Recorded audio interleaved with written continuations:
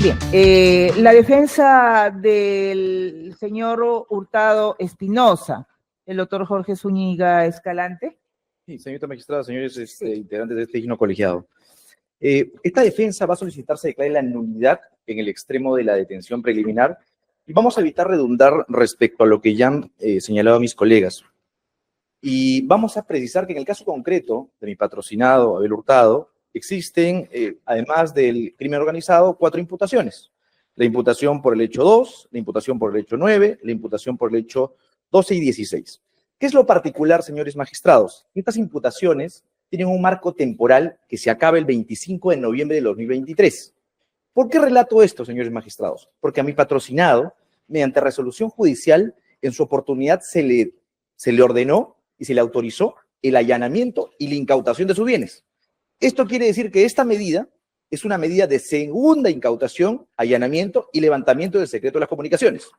Sin embargo, como ustedes van a poder revisar la resolución venida en grado, no obra qué pasó después de la incautación allanamiento que se le hizo el 27 de noviembre de 2024 a la fecha para justificar un nuevo allanamiento. Justamente, y creo que ha quedado claro, y es un hecho que es evidente, por lo cual no requiere mayor prueba, lo que esta sala ya ha colegido, que no existe motivación respecto al extremo de la proporcionalidad de la medida. En efecto, tanto mis colegas como la sala e incluso el propio Ministerio Público ha reconocido que el extremo de la proporcionalidad de medida respecto a la resolución venida en grado no se ha enunciado. ¿Esto qué denota? No solamente que la resolución discrepa con los argumentos que tienen los magistrados de esta sala y esta defensa, sino que resulta nula al amparo del artículo 150, literal D, del Código Procesal Penal, en tanto que se está violando el derecho a la motivación, que como ya se ha dicho es una motivación reforzada. ¿Por qué es una motivación reforzada? ¿O por qué se requeriría que sea una motivación reforzada? Porque si se iba a afectar la libertad individual. Como ya lo han reseñado mis colegas, deberíamos haber visto en la resolución venida en grado la existencia de alguna suerte de necesidad, proporcionalidad o idoneidad respecto a la medida. En el caso concreto de mi patrocinado, ¿cuál era la razón que justificaba la medida si es que sus bienes estaban incautados, estaban debidamente lacrados? Es más, se estaban llevando a cabo las diligencias de deslacrado, lectura y revisión. Es más, lo particular de este caso, mi patrocinado es detenido en mérito a esta resolución judicial venida en grado el 23 de abril. Sin embargo, el deslacrado y revisión de sus equipos de esta incautación se realizan el 29 de abril. Esto quiere decir que durante el 23, 24, 25, 26 se han realizado diligencias vinculadas a la incautación anterior, que estaban debidamente programadas y que finalmente no necesitaban la participación de mi patrocinado. Tanto así que, además, en estas diligencias, salvo en la primera incautación o en la primera lectura, no participa, o en todo caso participa mi patrocinado. Además de ello, señores magistrados, reiterar lo ya reseñado por mis colegas respecto a que no existe ninguna corroboración respecto a las declaraciones de los aspirantes a colaboradores eficaces. Sobre esto es importante saber cuál es la participación imputada a mi patrocinado. Mi patrocinado desplegaba la labor de coordinador parlamentario. ¿Qué hace un coordinador parlamentario? Ingresa al Parlamento en representación de una entidad y hace labores de coordinación para sacar adelante proyectos de ley, para poder establecer líneas de acción en favor de los intereses institucionales de la entidad. Esa es la labor de un coordinador parlamentario. ¿Qué se le imputa a Abel Hurtado? Y cito, averiguar la opinión de los congresistas. Señores magistrados, el averiguar la opinión de los congresistas es parte de su labor de coordinador parlamentario.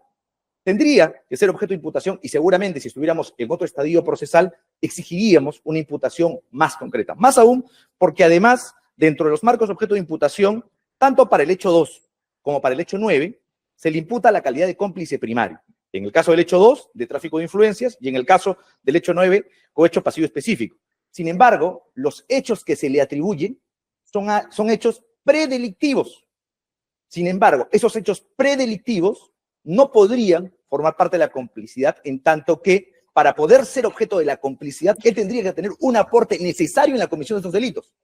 Porque, ojo, los delitos, reitero, cohecho pasivo específico y tráfico de influencias. El aporte que se le imputa a Abel Hurtado es un aporte predelictual, aporte que resulta irrelevante para el derecho penal. Lo propio ocurre con el delito de encubrimiento real. En el caso del delito de encubrimiento real, se señala que él habría encubrido. ¿Por qué? Primero, se parte de un hecho falso. Se parte de que mi patrocinado habría borrado información de su celular y que esta información estaba vinculada con los hechos que le imputan a mi patrocinado. Ese hecho, primero, es falso, porque mi patrocinado nunca borró absolutamente en el celular y no existe elemento de convicción que lo acredite. Pero además, en el supuesto que fuera cierto, tenemos que tomar en cuenta que para poder hablar del delito de encubrimiento real, el delito de encubrimiento real es un delito postconsumativo. ¿Qué quiere decir? Que se genera después que se ha consumado otro delito y siempre que no se trate del suyo propio, como así lo ha reconocido el recurso de nulidad 425-2019 Lima. Estos elementos tendrían que haber sido evaluados dentro del test de proporcionalidad a que se hace referencia. Finalmente, sobre el extremo de la posibilidad de fuga que se postula, sobre el cual hay una escueta motivación, debemos señalar, se parte de un hecho que además no fue contrastado por el acta. Por ejemplo, se parte que mi patrocinado señala un domicilio RENIEC distinto, hecho falso. ¿Por qué? Porque se saca una denuncia policial muy antigua cuando este tenía otro domicilio muy antiguo, distinto al que hoy tiene en ficha RENIEC, y se señala que no tendría un domicilio conocido. Sin embargo, el primer allanamiento se realizó en su domicilio conocido. El segundo allanamiento se realizó en su domicilio conocido. Y finalmente, su DNI hoy por hoy señala el mismo domicilio. Sin perjuicio de ello, hemos anexado a su judicatura un contrato de alquiler de este domicilio donde fue allanado la primera vez, donde fue allanado la segunda vez y que además obra en su ficha RENIEC. Además de ello, hemos anexado documentos y las declaraciones de sus dos señores padres, tanto del señor Benjamín Hurtado, que es una persona de 72 años, que padece de reumatismo, artrosis y próstata, y que su única fuente de manutención es mi hoy patrocinado. Además, también la declaración de su madre, quien tiene Parkinson severo y que también depende económicamente de mi patrocinado. Pero esto no es lo más grave, señores magistrados. Mi patrocinado es docente universitario, ha sido docente universitario. Es más, dentro de las actas de visualización que se han hecho, se han encontrado los flyers de que este era docente universitario. Pero eso no es lo más grave. Mi patrocinado, a raíz de estos hechos en los cuales se ha visto inmediatamente involucrado, ha generado de que obviamente renuncia al Ministerio Público y se encuentra en búsqueda de trabajo. Y como ustedes van a verificar en el anexo que hemos presentado, mi patrocinado estaba postulando a la convocatoria pública 267-2024 Minjus. Y en mérito a esta medida, a pesar de haber sido declarado apto en dicha convocatoria, no pudo presentarse a la entrevista ni a la evaluación. Entonces, esta medida, esta resolución venida en grado, no ha evaluado cuáles son el efecto de la misma y la necesidad que ésta tenía respecto a mi patrocinado. Finalmente, respecto al allanamiento y la incautación. En el caso del allanamiento y la incautación, era necesario, y sobre este extremo hemos pedido una revocatoria, no una nulidad, como si lo hacemos sobre la detención preliminar, hemos establecido de que partimos de un marco temporal ya señalado, 25 de noviembre de 2023, a la fecha. ¿Qué ocurrió? ¿Qué cosa dice el requerimiento que ocurrió después del allanamiento realizado a mi patrocinado? Reitero, el 27 de noviembre de 2024. Reitero que la resolución 1, que fue emitida en su momento por el juez del 7º Juzgado de Investigación Preparatoria, estableció y autorizó allanamiento, incautación y levantamiento del secreto a sus comunicaciones. Por lo cual mi patrocinado le quitaron computadoras, celulares, no tiene absolutamente nada, y nada de eso le ha sido devuelto. Hoy por hoy se le ha vuelto a retener los nuevos bienes que había adquirido 4 meses después, por lo cual se pretende agotar y dejar sin recursos a mi patrocinado para que pueda laborar, o qué es lo que se pretende con este tipo de medidas. Es lo que se cuestiona a partir de este recurso impugnatorio. Finalmente, respecto al levantamiento de las comunicaciones, reitero, ya existía una medida anterior de levantamiento de comunicaciones. Entendemos que esta es una medida respecto al mismo levantamiento de comunicaciones. Pero además, señores magistrados, pongo en su conocimiento que también hemos sido notificados por el Juzgado Supremo en el expediente 2-2024-8, incidente 8, donde se está disponiendo una audiencia para el levantamiento del secreto de las comunicaciones. Esto es, se va a disponer una tercera medida de levantamiento del secreto de las comunicaciones. Entendemos que los actos de investigación pueden ser necesarios, sin embargo, es indispensable un análisis de idoneidad, necesidad y proporcionalidad de la medida. Razones por las cuales solicitamos se declare fundado el recurso de apelación interpuesto. Sí, con relación al investigado Abel Hurtado Espinosa, esta fiscalía le imputa los delitos de cohecho pasivo específico en calidad de cómplice primario, básicamente por el hecho de que este servidor público, digamos del Ministerio Público, como coordinador parlamentario, habría realizado una ventaja o beneficio por parte de, digamos, del congresista José María Balcázar Zelada, que estaba siendo investigado, digamos, en la ciudad de Chiclayo. Y por lo tanto era importante que se mantuviera contacto con este congresista a efectos de que, digamos, pueda cambiar su voto en relación a la denuncia que venía realizando en ese momento la ex fiscal de la Nación. El segundo hecho, el hecho 9, respecto a Abel Hurtado Espinosa, también se le imputa el delito de cómplice primario por el delito de cohecho pasivo específico, previsto en el artículo 395. Y esto aquí va en relación a la, digamos, festinación de votos que habría realizado este imputado en relación a la votación para los congresistas para la inhabilitación de la fiscal suprema Zoraida Ábalos. Con relación también al hecho número 12, también se le imputa a este imputado Hurtado Espinosa el delito de peculado, puesto que la ex fiscal de la Nación, Patricia Benavides, habría dispuesto de fiscales para la elaboración de una denuncia penal a los jueces superiores de la Sala Constitucional que habían otorgado la medida de, cautelar para la Junta Nacional de Justicia.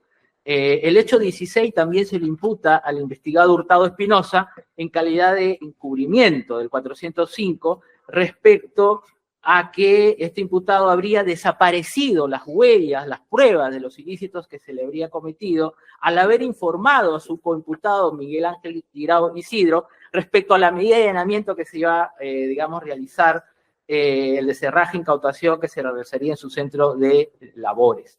Y a todo eso, también a este imputado se le imputa el delito de organización criminal por haber sido integrante de la misma, desde el año 1 de julio del año 2022.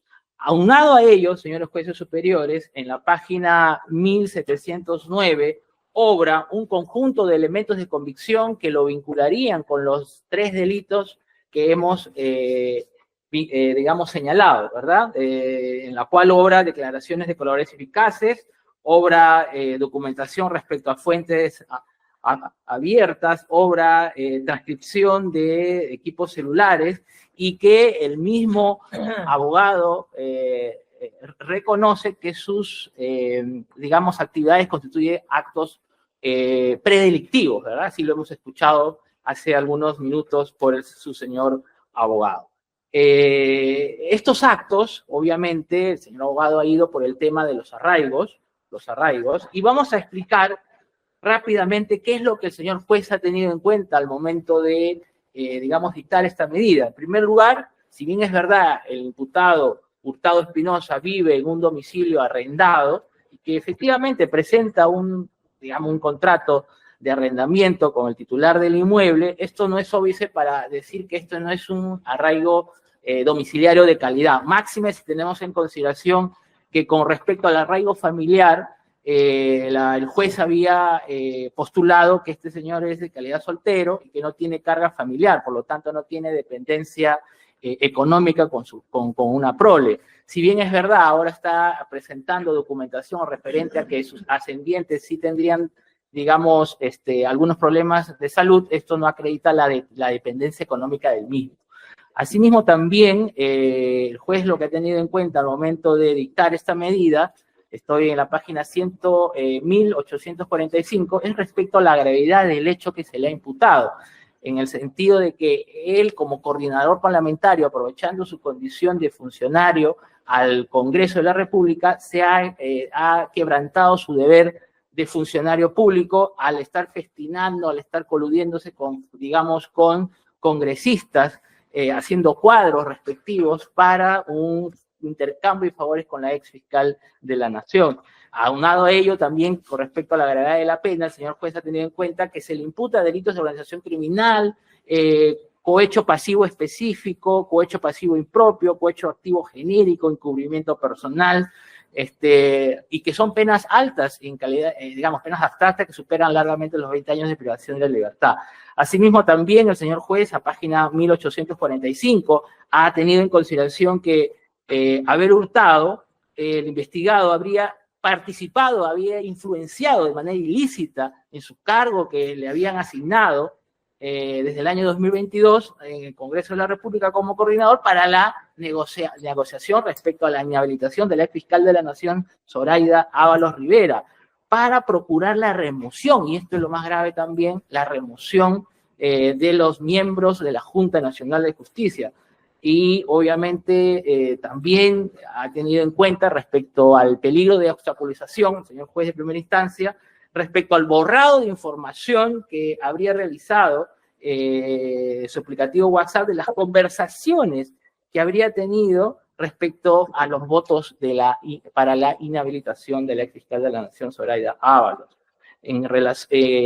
Digamos, en conclusión, podemos decir de que el señor juez cumple con las razones plausibles respecto a los 3 delitos que se le ha imputado: peculado, encubrimiento, cohecho y digamos, organización criminal. Aunado a ello, también hay una prognosis que supera largamente los 4 años de privación de libertad, y que también ha habido peligro procesal tanto de fuga como obstaculización por el tema del borrado de la información al momento de su intervención. Asimismo, también el señor abogado ha tenido en consideración que, digamos, ha habido 2, allanamientos, ¿verdad? Dos, digamos, uno que se dio en noviembre y ahora en este último, pero es que en el primer allanamiento se encontró en su dispositivo celular bastante información. Por ejemplo, uno de ellos respecto al tema de la denuncia que estaba realizando la congresista Chirino, ¿no? Entonces, esa información fue, digamos, saltó una línea de investigación para que la Fiscalía de Fisco pueda seguir investigando. De manera que también podemos decir que al día de hoy se han hecho diligencias que se necesita la presencia física del imputado desde su detención. Máximes, digamos, si podemos, digamos, decirlo, es el deslacrado de visualización de documentos y especies incautadas de las muestras número 2 y 4, deslacrado de visualización de especies contenidas en la muestra número 5, el deslacrado de la muestra número 2 y recepción y visualización, por ejemplo, con presencia física del imputado, y la constitución de deslacrado en la muestra número 2 y visualización del mismo, es decir, desarrolladas el 24, 25, 26, 27, 28 de abril. Entonces, hubo necesidad en que se necesitaba la presencia física del imputado para realizar estas diligencias con presencia de él y de su abogado defensor. Por lo tanto, consideramos de que el juez no ha cometido ningún error ni vicio en la emisión de resolución en materia de impugnación. Gracias. Bien, la defensa, brevemente, Sí, por favor. señor magistrado, brevemente. Bueno, el Ministerio Público nos acaba de decir justamente lo que estamos señalando. En el celular de mi patrocinado se encontró información que ahora indican que le generó nuevas líneas de investigación. Entonces, ¿cómo es que se borró la información si el Ministerio Público encontró información de los equipos que le encontraban a mi patrocinado? Esa situación incongruente es justamente la que evidencia la arbitrariedad de la resolución venida en grado. Porque no existe elemento de convicción alguno respecto a que mi patrocinado hubiera borrado algún tipo de información. No reconocemos que mi patrocinado haya borrado. Sin embargo, establecemos que de existir una formalización o una imputación en esos términos, obviamente esta imputación caería de madura en razón a que se trata de hechos que están coberturados incluso por el derecho a la no autoincriminación, como ya lo ha recogido el recurso de nulidad 425-2019 de Lima, en el caso concreto respecto a la imputación por encubrimiento. El Ministerio Público se ha limitado a relatar los hechos sujetos de imputación, pero además ha señalado que mi patrocinado se habría coludido. Sin embargo, no es objeto de imputación el delito de colusión, sino más bien se le imputa a mi patrocinado el haber aportado de alguna manera en el tráfico de influencias, y ese aporte, al parecer, es que mi patrocinado ejerza como coordinador parlamentario. No se establece en el marco de imputación y seguramente será objeto de otro debate. Sin embargo, lo que ha hecho el Ministerio Público en su alocución recientemente es confirmar lo ya reseñado. Se hizo una incautación previa, se le quitaron todos los equipos a mi patrocinado, sacaron información que el Ministerio Público ha reconocido era información relevante. Sin embargo, no explica la resolución venida en grado por qué se hace una nueva incautación, un nuevo allanamiento, y por qué además para estos efectos no se permite la participación de mi patrocinado. Señores magistrados, nosotros hemos presentado un escrito a esta sala que tiene el anexo, tiene el ingreso 6298-2024, donde hemos puesto en conocimiento de su judicatura todas las actas realizadas hasta el día de ayer. Y van a verificar ustedes que la participación de mi patrocinado única y exclusivamente ha sido el primer día de diligencias que participa, en tanto que nosotros tuvimos una demora por la notificación que se nos hizo respecto a dicha diligencia. Sin embargo, en el resto de actos de investigación, respecto al resto de actas, van a evidenciar que no participa Abel Hurtado, pero que además, hasta el día 27, se realizan actos de investigación ya programados en la carpeta fiscal respecto a la incautación realizada inicialmente en el mes de noviembre del año pasado. Por estos fundamentos, reiteramos, se declare fundado el recurso de apelación esgrimido.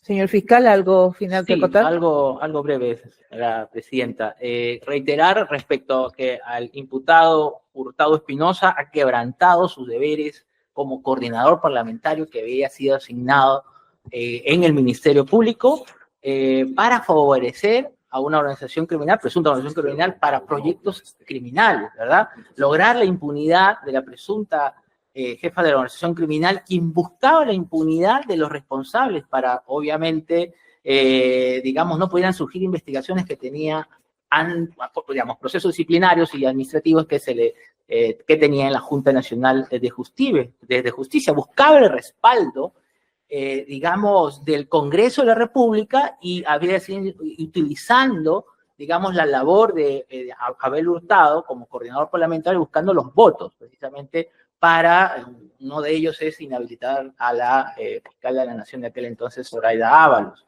gestionando este imputado, coordinaciones y contactos, previa coordinación con los demás integrantes de la organización criminal. Por eso consideramos de que el hecho 2, el hecho 9, el hecho 12 y el hecho 16, digamos, y respaldado con elementos de convicción respecto al delito de peculado, cohecho, encubrimiento personal y organización criminal, que son los delitos que se le ha imputado, hacen las razones plausibles suficientes, mínimas, como para cumplir con el primer presupuesto digamos, de la detención preliminar, y obviamente aunado al tema de que existe cierta posibilidad de fuga, en tanto que no acredita con, digamos, de calidad los documentos que ha presentado, porque la gravedad de la pena y la pertenencia a una organización criminal, digamos, hacen de que sea latente el peligro de fuga, más aún, señora presidenta, que no se ha acreditado, como lo ha dicho también, digamos, la defensa, que no tiene trabajo conocido en este momento. No tiene. Gracias. Bien.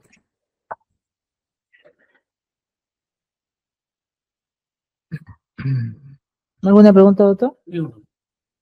Doctora. Sí, voy a preguntar.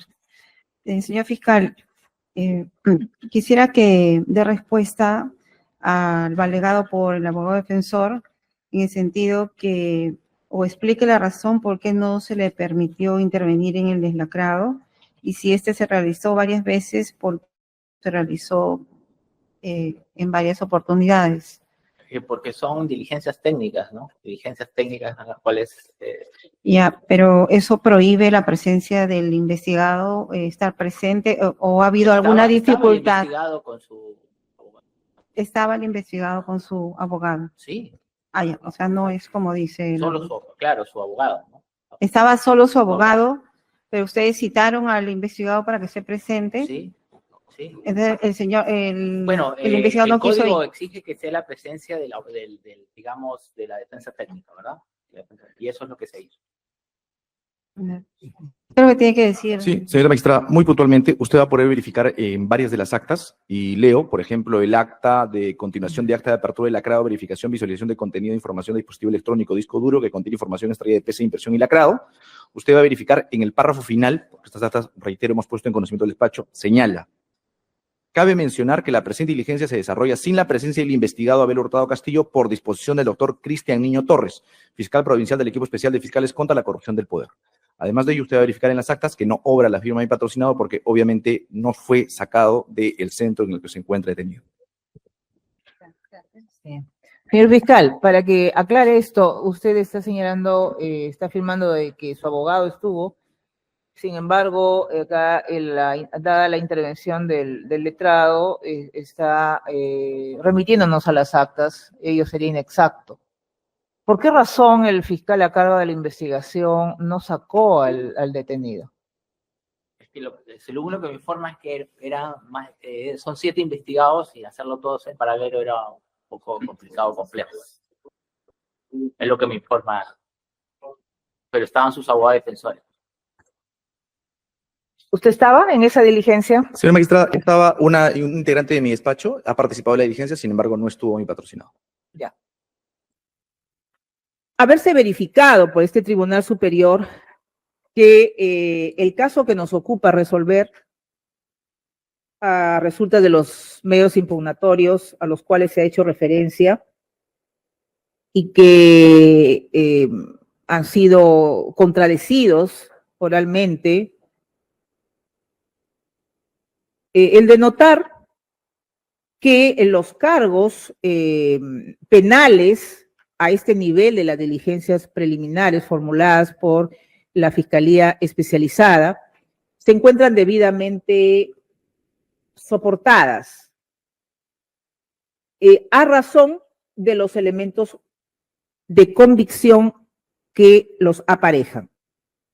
Al respecto, es menester tomar en cuenta, como en su exposición oral lo hiciera la representante del Ministerio Público, el recurso de apelación 172-2022 Apurímac del 27 de septiembre de 2022, que es una de las que está entre los últimos pronunciamientos de la Sala Penal Permanente de la Corte Suprema, emitiendo decisión en como segunda instancia, estando a las modificaciones normativas que ahora nos rigen. Y señala, pues, como fundamento de derecho segundo, que la detención preliminar judicial como medida de coerción efectivamente ha de exigirse que cumpla con las pautas generales contenidas en el artículo 253 del Código Procesal Penal y las específicas, las del artículo 261, a las cuales he hecho referencia hace un momento. Así pues, dicho Tribunal Supremo enfatiza lo que señala la norma. Esto es, que la detención preliminar judicial se dicta bajo el presupuesto de razones plausibles que una persona ha cometido un delito. La Fiscalía, en este caso concreto, ha cumplido con exponer las razones que ha considerado pertinente sustentarían la presunta comisión de delitos, atribuyéndolos de manera individualizada a cada uno de los recurrentes.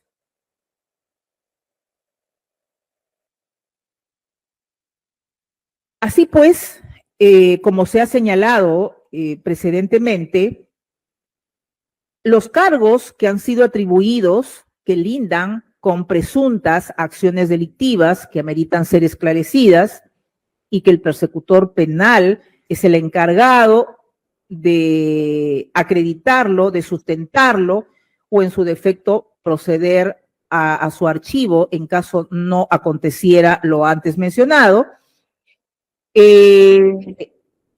los tiene erigidos con elementos de convicción que a su criterio lo orientan a la presunta comisión de los delitos que se ha mencionado precedentemente. Por otro lado, el mismo fundamento de derecho del recurso de apelación que se tiene a la vista y que ilustra el razonamiento de este tribunal, se señala que es necesario la concurrencia de requisitos que están referidos, lógicamente, o vinculados a los motivos de la detención.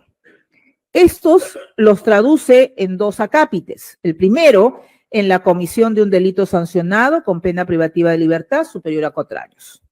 Conforme se puede advertir, los delitos que postula el Ministerio Público a nivel preliminar en concurso real superan los 4 años de privación de la libertad. Esto es, nos encontraríamos que otra de las exigencias legales se encontraría cumplida. Por otro lado, como un segundo ítem, la existencia de cierta posibilidad de fuga u obstaculización para la averiguación de la verdad. En este caso concreto, con vista de la norma y la jurisprudencia que nos ilustra, este tribunal ha considerado como resultado del debate que sobre este ítem existe una diferencia que debe ser rescatada por el tribunal en aras de cautelar la necesariedad que implica como un subprincipio de la proporcionalidad tan invocada en esta audiencia y a la cual van a ser beneficiados 2 de los sindicados que han recurrido ante esta sala penal.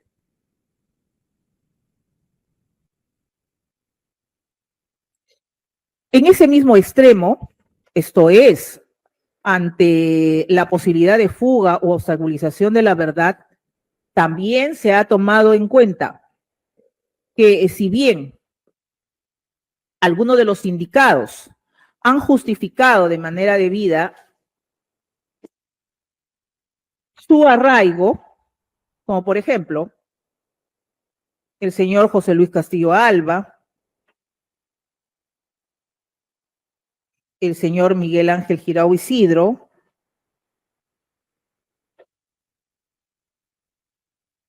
el señor Rodríguez Menacho,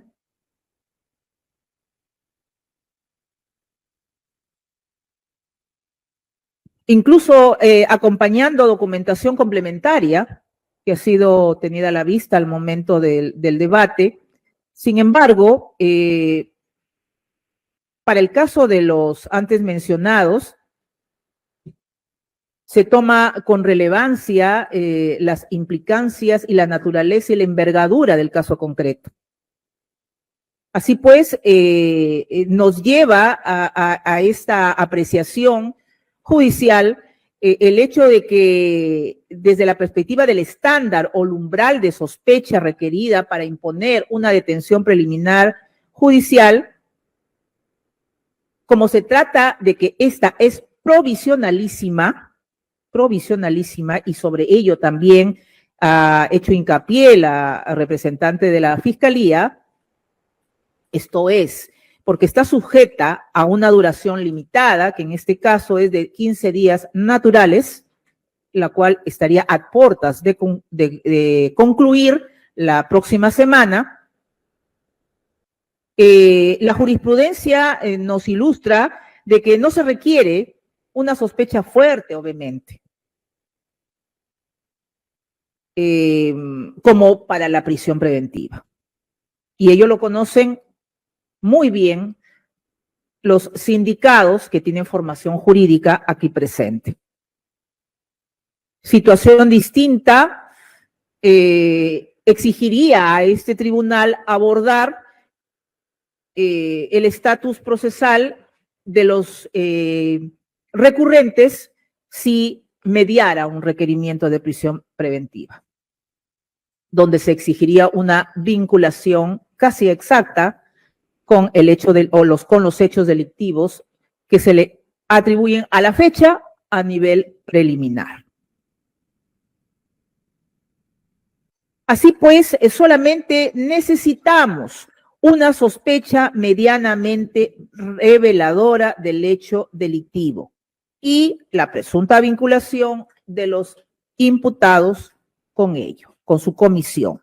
Y ello se cumple. Quepa señalar que las conductas atribuidas por el Ministerio Público a entender de esta sala superior, estando al acopio preliminar para todos los recurrentes, encontramos cierto nivel de vinculación medianamente revelador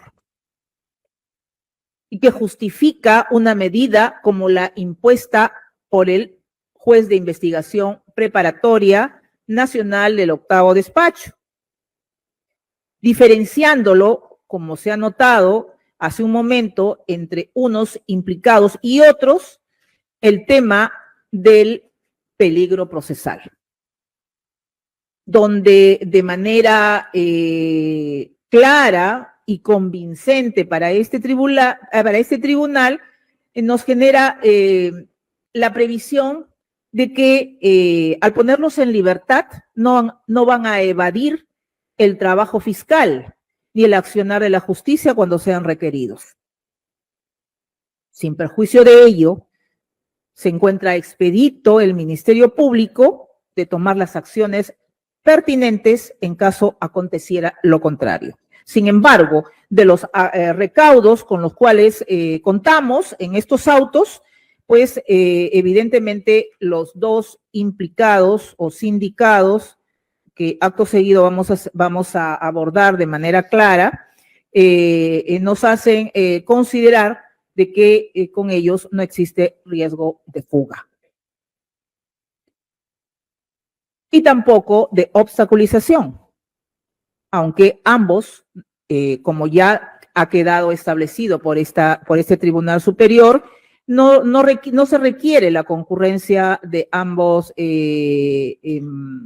manifestaciones de peligro procesal como para sostener pues que este existe.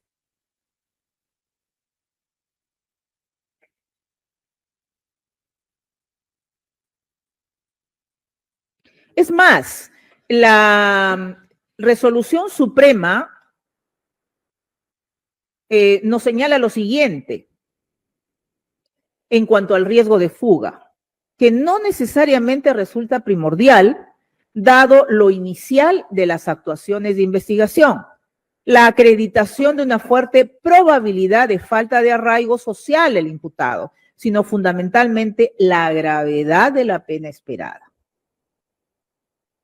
Como tiene expuesto el Ministerio Público en su requerimiento, la pena que se encuentra en ciernes sería sumamente grave si esta llegara a consolidar, si los cargos llegaran a consolidarse en etapas posteriores.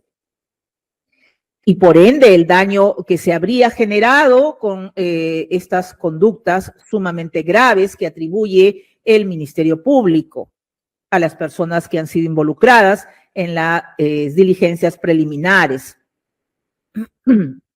Teniendo en cuenta que, aparte de las conductas delictivas de colusión, entre otros, estamos hablando de la presunta pertenencia a una organización criminal.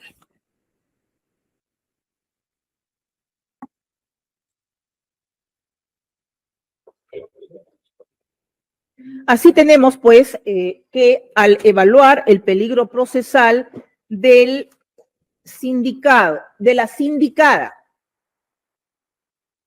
Mirta Cristina González Yep,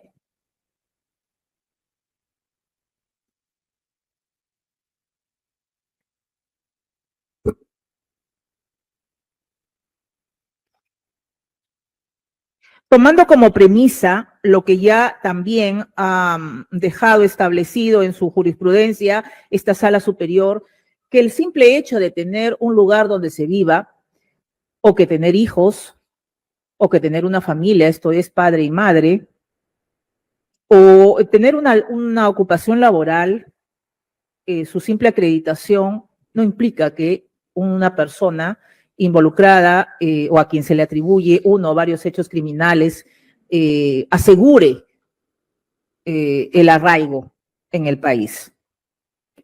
Ello trasciende más allá. La exigencia es mayor, más aún si estamos en presuntos actos perpetrados en el esquema de una presunta organización criminal. En el caso de la señora González Yep, ha presentado documentación que sustentan las alegaciones de su defensa y que incluso en su defensa material ha hecho hincapié. Ha acreditado efectivamente sus deberes como hija, teniendo en cuenta que tiene una madre que con la certificación médica evidencia problemas de Alzheimer. Adicionado a ello, se cuenta con una declaración jurada de la persona quien cuida de la madre de la sindicada, además de tener un hermano que padece de una enfermedad mental no existe hasta esta estación preliminar algún elemento que nos diga que la documentación presentada por la encartada no es veraz. De ser así, el Ministerio Público se ocupará de ello en la estación correspondiente. Sin embargo, la documentación alcanzada, pues, justifica el dicho de la defensa en cuanto al arraigo, esto es, al peligro procesal que se aducía en la recurrida, poniendo en evidencia que la sindicada González Yep, evidentemente, pues, devendría en inviable, objetiva y razonablemente que pueda evadir al accionar fiscal o a las diligencias judiciales que se pudiesen generar a futuro, teniendo en cuenta las obligaciones que viene atendiendo, además de tener un hijo también que estudia fuera del país y que justamente con sus ingresos de la empresa que ha señalado y ha justificado a través de la documentación adjunta, con su escrito, lo solventa. Así como la atención médica de su progenitora y de su hermano. En ese sentido, este tribunal, respecto a la referida sindicada, considera que no sería proporcional, estando acreditado su arraigo, el mantenerla privada de libertad. Siendo esto así, en cuanto a este extremo, se va a revocar la decisión del juez de primera instancia y se va a disponer su inmediata libertad. Por otro lado, en cuanto al ciudadano Abel Hurtado Espinosa, este sindicado ha sido pasible de allanamiento en 2 ocasiones, lo que implica que está a expensas del accionar de la justicia, a expensas de la labor indagatoria fiscal. Ello es suficiente, además de encontrarse debidamente justificado su arraigo, no solamente por los allanamientos a los cuales ha sido pasible, sino también por su predisposición a coadyuvar con el esclarecimiento de los hechos. De acontecer una variante en el decurso del tiempo, el Ministerio Público tiene las prerrogativas legales para inquirir su sometimiento bajo mecanismos legales coercitivos que la ley tiene a disposición. En ese orden de ideas, este tribunal considera también que respecto al referido ciudadano Abel Hurtado Espinosa, no converge el segundo presupuesto para dictar detención preliminar judicial al haberse desvanecido el razonamiento, los criterios del ACUO, estando la documentación que se ha tenido a la vista y se ha revisado minuciosamente. Respecto a los demás sindicados, este tribunal considera prudente y pertinente mantener los privados de libertad hasta que concluya el plazo de la detención preliminar judicial dictado por el juez de investigación preparatoria, merituando para ello la relevancia del rol que presuntamente habrían desplegado dentro del esquema que postula el Ministerio Público y al cual se ha dado lectura precedentemente. Es importante que la Fiscalía continúe con sus investigaciones, teniendo a su disposición inmediata a los demás involucrados. En ese orden de ideas, este tribunal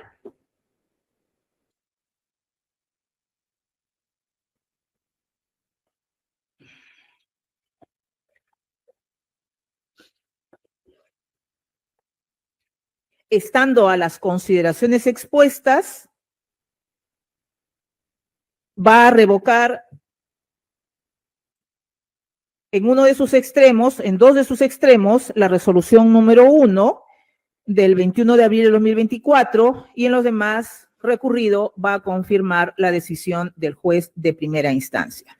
Por las consideraciones antes expuestas, la Quinta Sala Penal de Apelaciones Nacional de la Corte Superior de Justicia de la Corte Superior Nacional de Justicia Penal Especializada resuelve, primero, confirmar la detención preliminar judicial dictada mediante resolución número 1 del 21 de abril de 2024 contra